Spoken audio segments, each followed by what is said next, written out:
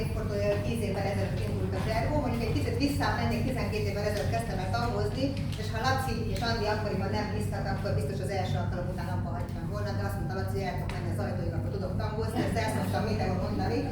Azért a tangó tudjátok ti is, hogy kicsit ennél nehezebb, de azért mindent megpróbáltam, ma is olyan szorgalmasan tanulok, hogy fejlődjek. És utána annyit beszéltem mindig a tangóról, hogy a kis családom mindig azt mondta, hogy jó vagy szervezésben, miért nem szervezel akkor valamit, találj ki valamit, ami a tangóval kapcsolatos.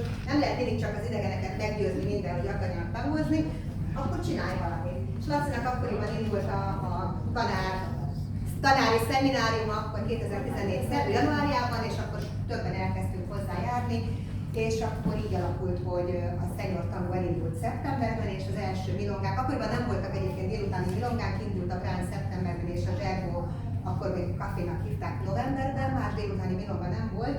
És ezt azért találtam ki, mert hogy én nagyon nem szeretek este táncolni.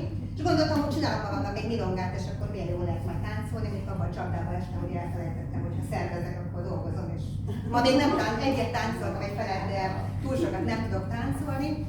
De hála Istennek 10 éve hagyománya van ennek, hogy minden hónapban együtt ünneplünk, és én nagyon-nagyon hálás vagyok Lacinak, Andinak és Majának, hogy ezt lehetővé teszik számunkra, hogy itt töltsünk időt. És persze, ha nincs a senior tangó, akkor Leventét sem ismerem meg, úgyhogy nagy tapsot a DJ-nek!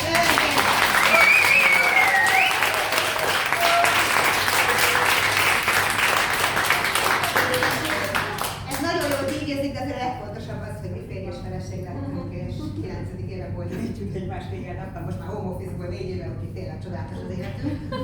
De mindez nem lenne, ha ti nem lennétek itt 10 éve, hónapról hónapra, és nem osztozkodnátok velünk ebben az örömben, hogy együtt legyünk, és együtt töltsük az időt úgy is, hogy tudjuk, az arányok nem mindig vannak balanszban, de azért igyekszünk mindenkit bevonni a táncba. És arra gondoltunk, hogy mivel ünnepelhetnénk ezt meg jobban, mint Lacit és Andit is hívtam, Andi nem tud jönni, Lacit és Maját is megkértem, hogy jöjjenek el, és legyen Laci az eseménynek a védnöke, hiszen ha ő nincs, akkor én is nem tangoznék ma, én védtem